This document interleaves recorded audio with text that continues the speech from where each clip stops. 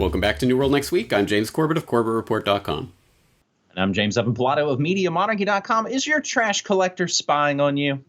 We've got that story, plus still looking for some 9/11 truth. But first, less than 24 hours after formally certifying Iran's compliance with the P5+1 nuclear deal, the Trump administration announced a new round of sanctions against Iran nominally for having a ballistic missile program. This bizarre disconnect between reality and policy was prefaced in the statement confirming compliance, during which administration officials vowed Iran won't go unpunished for non-specific allegations that they are violating the spirit of the deal. The Iranian foreign minister said that the U.S. has been in repeated violation of the P5+1 deal in preventing companies from doing business with Iran. They've repeatedly had to take the U.S. to Joint Commission to deal with and seek redress. They also warned that major U.S. violations could ultimately force Iran to withdraw from the deal, which possibly is the whole likely goal of the Trump administration's moves here in the first place. Now, we grabbed this article from antiwar.com and we grab it from Jason Ditz as these things are moving pretty quickly. So, James, where does this leave the Iran nuclear deal? It leaves it exactly where the neocons and their ilk have been trying to steer it for years and years. Just type Bolton Iran deal into a search engine and you'll find years worth of stories of him saying, you must not go through with this deal. Okay, you've gone through this deal with this deal. You must renege it. You must scrap it now. And the bloodthirsty warmongering neocons have been railing against this for a very long time. And their strategy has always been, well, okay, let's put some sort of deal in front of them and then either make them go into noncompliance or allege that they've been in noncompliance. So that's where this is heading ultimately. And as I understand it, these are 90-day recertifications. These recertifications of compliance have to be done every 90 days. So 90 days from now, or 180 days from now, or 270 days from now, at some point down the line, they are not going to recertify. And we know this because, also reported on antiwar.com, is the fact that it was, so Tillerson had to make his speech to Congress, giving certification, recertifying the deal on Monday. Before that point, Trump called it off and said, no, what are our options here? I don't want to recertify this deal. Even though there is not one single thing that they have done in non-compliance with this deal, I don't want to recertify.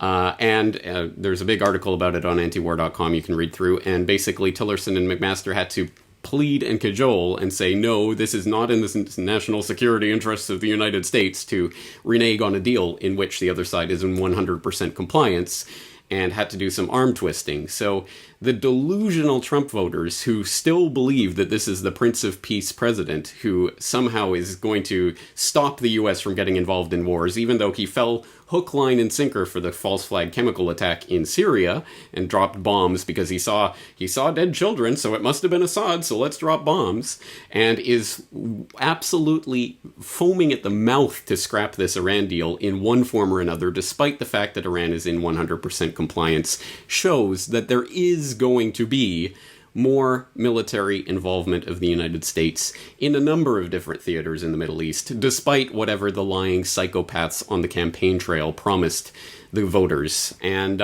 we have more to base this on. It's not just about Syria, it's about the entire region. Here's one from the American Conservative. Bannon and Kushner want to outsource Afghanistan to mercenaries. Yay! What could go wrong? Let's take this debacle, this 16-year now occupation of this country, based on what exactly again? Oh yes, Osama bin Laden was in Afghanistan, so we have to invade and occupy that country for decades and decades and decades, right? It's the longest war in the history of the United States, still going. And now they're thinking about putting more troops in. Well, maybe we don't need to put more U.S. military troops in, we'll put more mercenaries in. And guess who's behind this? Eric Prince. If you don't know about Prince in the Trump administration, I suggest you type that into my search bar on CorbettReport.com and find out more about Eric Prince and what he's been suggesting. But as you know, founder of Blackwater, now connected with this Frontier Services group based out of Hong Kong, maybe, theoretically.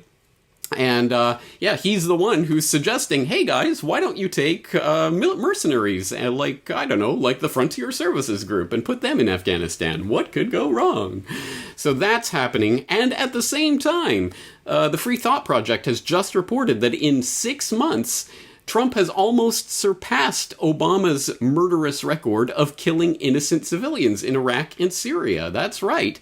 In just 6 months, the Trump administration has killed 2,200 civilians in the Iraq-Syria area, whereas in the 5 years or however many years of Obama's involvement there were 2,300 civilian deaths.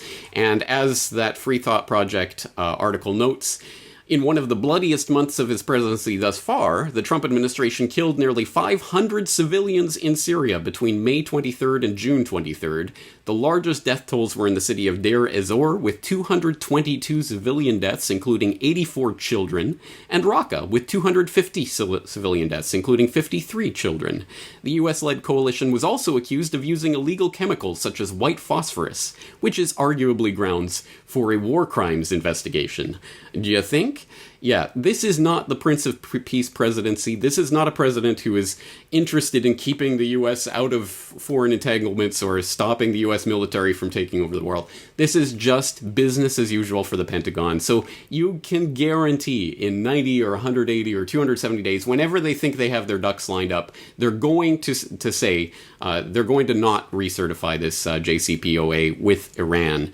And I don't know what they're going to pull out of their hat. Oh, the Iran, they don't have the spirit of Christmas in their black Muslim hearts. Therefore, we won't recertify this deal. Whatever nonsense excuse they come up with, it will only be one step further on that road towards outright confrontation with Iran in the service mostly of Israeli/neocon interests. That's what this is about. That's where this is heading. And Trump is no different than any of the other puppets before him.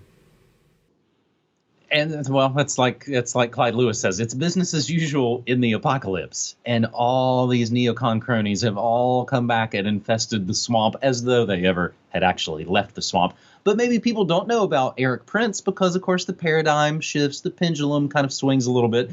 It's his sister that's taking all the flack right now. That's right. She is the head of the Department of Education. So all the cronies, all the people are still there. Sometimes the last names are a little bit different, but if you kind of scratch below the surface, you'll see that, yeah, again, these guys are all chronally connected. So, James, speaking of national security concerns, and speaking of what you said is the longest American war in history, based on Osama being in Afghanistan. And why do we care about Osama? Because he allegedly did 9/11, right?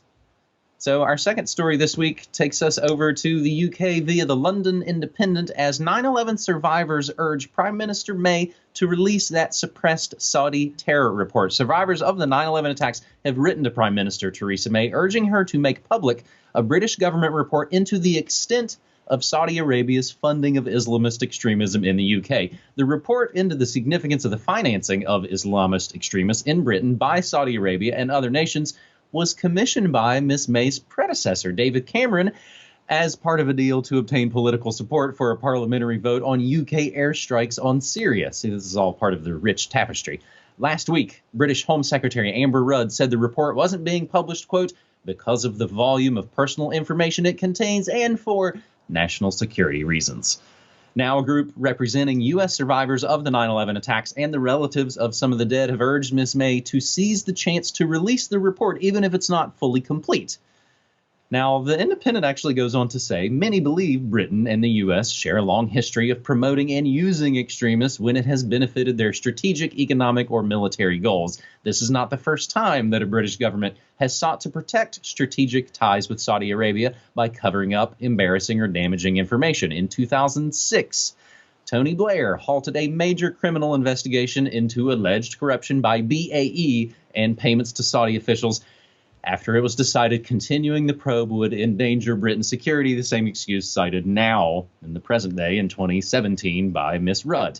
James, I don't actually put a ton of faith on this actually happening, but sometimes when the little critters are all cornered, they can act out in wild ways to kind of save their butts. Maybe sometimes when the government gangsters are fighting each other, we might win with some bit of collateral damage info that might come out. Is that too hopeful on my part? Well, it certainly is hopeful. It does happen from time to time, you are correct, so we shouldn't just dismiss it entirely, but it is rather hopeful, and I imagine that if this does come out in any form, it won't come out unless and until all of the links to the US government, to the British government, to the Israeli government are expunged and removed from this document. And then maybe they might bring it out. But of course, then what would it actually be except just a paper veneer of a couple of links here and there? No, the real point of this is that when they point the finger at Saudi Arabia, there's at least 4 fingers pointing back at them. And that's why these types of reports are not released or are heavily redacted, etc. As I've talked about many times, the whole Saudi 9/11 story is not exactly a red herring, but it certainly does. If it's just looked at as Saudi Arabia, these guys did all of this. No, you have to look at the links back. And if you do need to connect those links back between Saudi and the U.S. Government and 9/11, I will direct your attention to a Kevin Ryan article on digwithin.net. Saudi ties to 9/11 mean U.S. ties to 9/11. And he goes through point by point lots of different points of how this all connects back to the people who obviously clearly enabled 9/11 to happen in the first place, going all the way from al-Hazmi and al-Maidar living with an FBI informant when they came to the U.S., and to Bandar Bush, obviously, Prince Bandar being closely connected to the Bush family, and having his personal attorney being Louis Freeh, the ex-director of the FBI. I mean, all of these crazy connections, the corporate connections with Kroll and Stratisek and Sake and all these corporations that are up to their eyeballs in 9/11, all of these show multiple ties between the highest levels of the Saudi, where the financing and things presumably came through, and the highest levels of the U.S. government that allowed or enabled or helped these events to occur. And of course, none of that addresses some of the core issues like, did the Saudi government wire WTC-7 to go down? No, of course not. So again, I think it misses the point if we put all of our eggs in that basket. But as I say, from time to time, some of this information does come out in a way that we can at least piece the pieces together, even if they never will explicitly do so themselves. So hopefully some crumbs fall from that table, but I don't think that's where we have to, put all of our hopes and energies into waiting for that to happen from on high. So I think it's to continue talking about 9/11. I was actually going to say this back when we were still kind of talking about Trump. We're in, and I kind of realize now, James, as you were talking, we're 6 months now to the day of Trump's inauguration, I believe. I believe it was January 20th. So now we are 6 months exactly later. And I still worry, I think there's probably generally some kind of big terror event kind of waiting in the wings during the first year of any new puppet president's administration, and it kind of realigns everything, and all the previous problems and bickering will generally kind of go away. And so there's a part of me that's kind of bracing for whatever on earth that might be. And I think all of the kind of pre-moves that we talk about here on the shows, once we have the 2020 hindsight of whatever this event may turn out to be, we'll probably be able to look and see, see, they were putting all their ducks in a row, whether it was Syria or Iran or whatever the proxy war game is going to be. So we cover a lot of high-tech ways that the powers that shouldn't be spy on all of us. But for our final story this week, for New World Next Week, episode 317, we take a pretty low-tech way, but it stinks just as much, if I may be so punny. The city of Ogden, Utah, recently joined an increasingly popular program developed by trash collection behemoth Waste Management Corporation, and it's called the Waste Watch Driver Training Program. This article originally coming from the New American.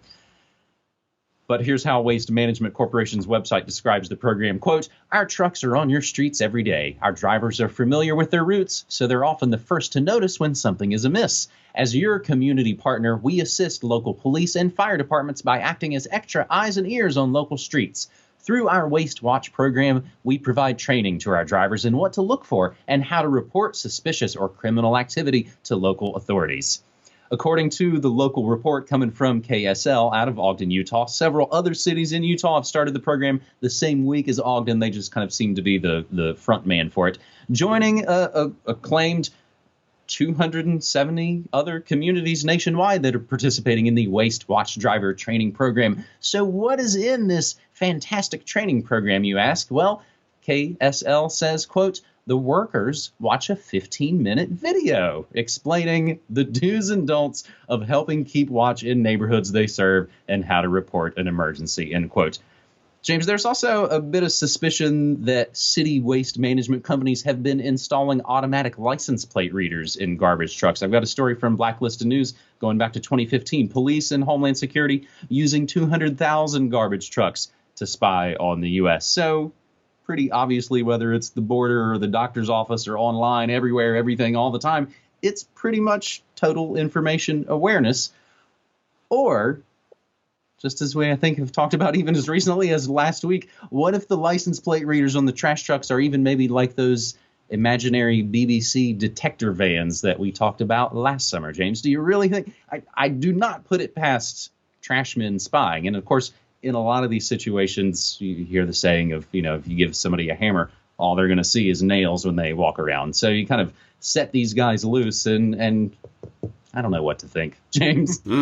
Well, that was a nice callback to the BBC detector van story that we covered last year, so I hope you'll throw a link in so people can rewatch that. But I think that might be along the lines of this. It's not necessarily that these garbage men are now super deputized policemen that are looking and spying on you in that degree of detail. A 15-minute instructional video that they're forced to watch, is probably not going to change their lives or change the way they operate for the most part. But I think you're right. It's the idea that they're putting out to the public now. Look at all these garbage men. They're watching what you do too. They're watching your garbage to see what you're doing.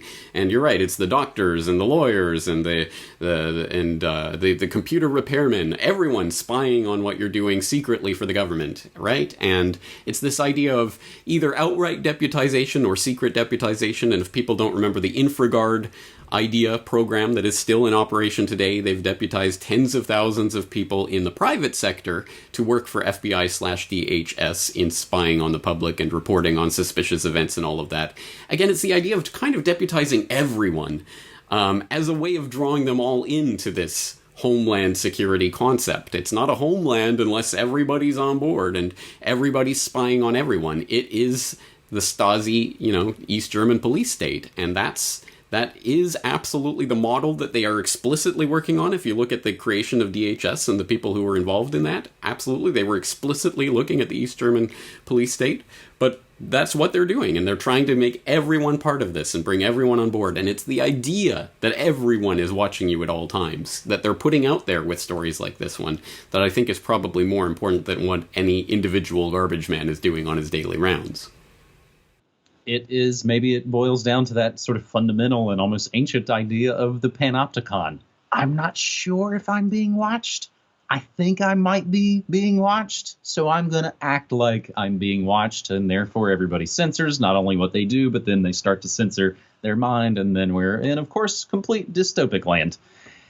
So that's a hell of a way to wrap up this New World Next Week episode. In closing, we discuss, I think, a lot of the stories here before they kind of hit prime time. James, I think you can look now and see asset forfeiture finally in the mainstream news right now.